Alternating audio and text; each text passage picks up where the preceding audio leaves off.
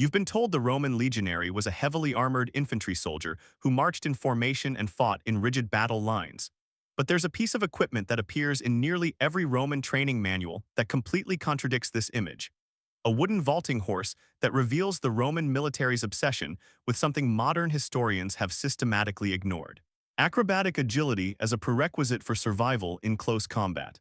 Right now, in archaeological sites across the former Roman Empire, researchers keep finding these training apparatus, wooden frames precisely described in military treatises, depicted in training ground mosaics, and referenced in discharge papers as essential certification requirements.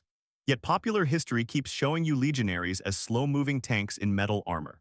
Listen carefully to what the primary sources actually say, because the vaulting horse wasn't just gymnastics equipment.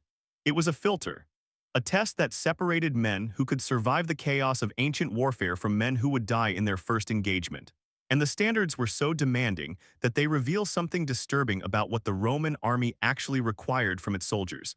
Something that challenges everything you think you know about how ancient battles were fought. Here's what we know for certain. Vegetius, writing in the 4th century CE but documenting training methods from the Republic and early Empire, devotes an entire section of his military manual to the wooden horse. Not a passing mention, an entire technical discussion of construction specifications, training progressions, and performance standards. The horse stood precisely 4 Roman feet high, about 1.2 meters. Soldiers were required to vault onto it from both sides while wearing full armor, not training armor.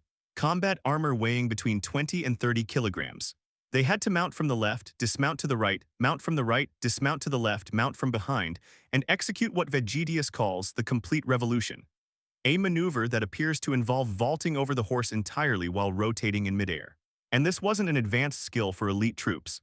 This was basic certification, the requirement for being considered combat ready. Now, before you dismiss this as exaggeration or ceremonial tradition, understand what the archaeological evidence confirms. Training ground excavations at Carnuntum on the Danube frontier revealed post holes matching exactly the specifications Vegetius describes. 4 horses arranged in a square, spacing consistent with group training exercises. At Vindolanda near Hadrian's Wall, researchers found wooden fragments with wear patterns consistent with repeated impact from hobnailed boots, preserved in anaerobic conditions.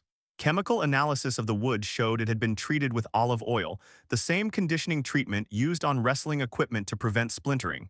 This wasn't decorative. This was functional equipment, maintained and used regularly. And here's what makes it undeniable. Discharge certificates from the 2nd century CE, the diplomata that granted citizenship and benefits to retiring auxiliaries, specifically list completion of mounted exercises as a qualification requirement. For infantry, think about that phrase, mounted exercises, for foot soldiers. This is the part military historians rarely mention. The Roman combat system wasn't designed around formation fighting alone. It was designed around the assumption that formations would collapse, that battles would devolve into individual combat, that soldiers would need to navigate terrain obstacles, scale fortifications, fight on uneven ground, and survive in conditions where being slow meant being dead. The vaulting horse trained something specific: the ability to rapidly change elevation and orientation while carrying combat load. In modern military terminology, we'd call this tactical mobility under load. The Romans just called it necessary. Read the accounts of actual Roman battles carefully, and you'll see why this matters. At Alesia, Caesar describes legionaries climbing siege ladders under missile fire, then fighting hand-to-hand on wooden ramparts barely wide enough for one man. At the Battle of Watling Street against Boudica, Tacitus records Roman soldiers fighting uphill on broken ground, individually engaging multiple opponents in a running battle that lasted hours. At Masada, the assault required soldiers to scale siege ramps under fire, then fight room to room in confined spaces where formation tactics were impossible. These weren't anomalies. This was standard Roman warfare. And the men who survived were the ones who could move. Here's where the evidence becomes more disturbing. Training manuals describe progressive overload protocols for the vaulting horse that look remarkably like modern special operations selection courses. New recruits started with the horse at waist height, no armor, supervised assistance. Within 6 months, the standard was full-height vaults in combat gear, no assistance, timed performance. But there was another level. Advanced training involved vaulting while carrying weapons, gladius in hand, shield strapped to arm, pilum in the offhand. Vegetius describes exercises where soldiers had to vault the horse, land in fighting stance, and immediately engage training dummies positioned on the opposite side. The goal wasn't gymnastics. The goal was teaching the body to remain combat effective during and immediately after explosive movement. And there's evidence this wasn't just about physical capability, it was about selection. Tombstone inscriptions from the Rhine frontier include references to soldiers who failed the horse and were transferred to non-combat roles. Support units, supply trains, guard duty on static fortifications. The vaulting test wasn't just training, it was sorting. Men who couldn't meet the standard weren't trusted in combat formations because in the chaos of battle they'd be liabilities. They'd slow the unit. They'd break at critical moments. They'd die and endanger everyone around them. But here's what makes this truly significant for understanding Roman military dominance. Every other army in the ancient world trained soldiers to fight in formation. Greeks with their phalanx, Carthaginians with their combined arms doctrines, Celtic tribes with their shield walls. The Romans did that too, but they also trained every single legionary to be individually combat effective in conditions where formations had broken down. The vaulting horse was just one component of a training system that included weapons drills against the palace, the training post, swimming in full armor, long-distance marching with combat load, wrestling, boxing, and what Vegetius calls the dance of arms, a choreographed movement drill that taught footwork and spatial awareness. When you understand this, Roman tactical flexibility makes sense. At Cannae, Hannibal's double envelopment should have been decisive. It was for most of the Roman army. But enough individual soldiers survived the encirclement and fought their way out that Rome could rebuild. At Carrhae against the Parthians, Roman formations were systematically destroyed by mounted archers, yet individual legionaries managed to form defensive clusters and retreat in some semblance of order. Roman soldiers didn't just follow orders. They improvised, they adapted, they survived when other armies would have routed completely. And that capability was trained deliberately, starting with a wooden horse that taught them their bodies could do things that seemed impossible. Now examine what happened when this training system broke down. During the 3rd century crisis, when economic collapse forced recruitment standards to drop and training time to be cut, Roman military effectiveness collapsed with it. Barbarian armies that had been consistently defeated suddenly started winning. Frontier defenses that had held for centuries started failing. It wasn't better enemy tactics. It wasn't superior weapons. It was Romans fielding soldiers who hadn't been trained to the traditional standard. Soldiers who could march in formation but couldn't vault a horse, couldn't swim in armor, couldn't fight individually when formations broke. And formations always broke. The evidence is there in military treatises from the later empire, where authors lament the decline of proper training.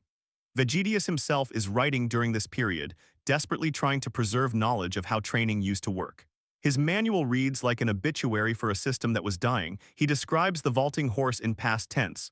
Soldiers were trained to vault, not are trained, were trained. The institutional knowledge was disappearing. Here's what the vaulting horse actually tells us about Roman military culture. Physical capability wasn't secondary to discipline and formation tactics, it was foundational. The Romans understood something that modern military science has had to rediscover. Individual soldiers with high physical capability and technical skill can adapt to chaos. Soldiers without that capability, no matter how well drilled in formation tactics, will fail when conditions deviate from the plan. And ancient battle conditions always deviated from the plan. Think about the selection pressure this created. To even be accepted into a legion, you had to be able to march 20 Roman miles in 5 hours carrying combat load. That eliminated most applicants. Then you had to survive recruit training, which included the vaulting test. That eliminated more. Then you had to survive your first combat deployment, where all that training would be tested against enemies who were trying to kill you. The men who made it through weren't just disciplined. They were physically elite by any historical standard, and Rome fielded them by the tens of thousands for centuries. Compare this to other ancient armies. Persian soldiers were conscripts with basic weapons training. Celtic warriors were individually brave but lacked systematic preparation. Greek hoplites were citizens who trained part-time. Only the Romans created a professional training pipeline that produced soldiers capable of performing acrobatic maneuvers in combat equipment. And they did it at scale. The wooden vaulting horse, replicated at every training camp across the empire, was the physical embodiment of that system. But understand what this meant for the men who went through it. The training wasn't gentle. Historical sources mention injuries, broken bones, dislocations, training deaths. The physical demands were extreme enough that soldiers needed supplementary nutrition beyond standard rations.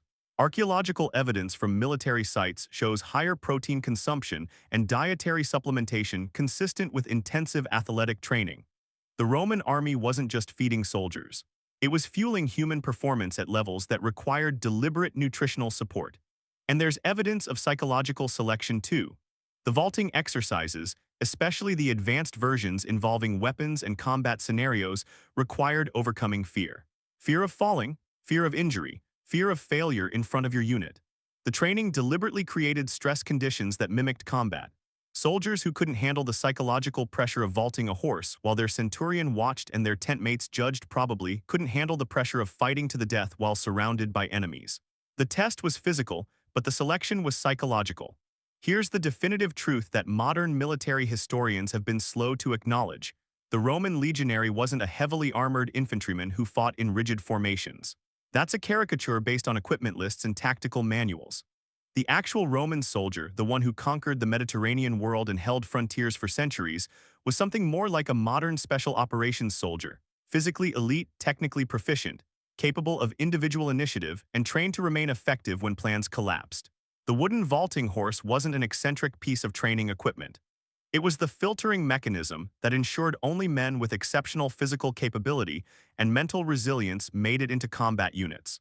The secret wasn't heavy armor or superior formations. Every army had those eventually. The secret was selection and training standards that created soldiers who could vault a 4-foot obstacle in full combat gear and land ready to fight. Standards so demanding that most men failed.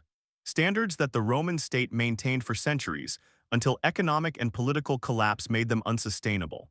When the empire stopped training soldiers to vault horses, it stopped being an empire. The connection isn't metaphorical. It's documented in the military treatises, visible in the archaeological record, and confirmed by the military outcomes. The vaulting horse was Rome's agility test. The soldiers who passed it conquered the world. The soldiers who failed it guarded supply depots. And the civilization that abandoned the test collapsed within generations, overwhelmed by enemies who weren't better warriors, just facing Romans who were no longer trained to the old standard. If you've gained new insight into how Rome actually created military dominance through systematic physical selection, hit that subscribe button on Mythbusting, because we're going to keep investigating the training systems and selection mechanisms that separated successful ancient civilizations from failed ones. The machinery of military effectiveness is always more specific than we want to believe, and it's always visible in the equipment they chose to preserve in their training manuals. Drop a comment below. What other ancient military training methods have been misunderstood or forgotten by modern history?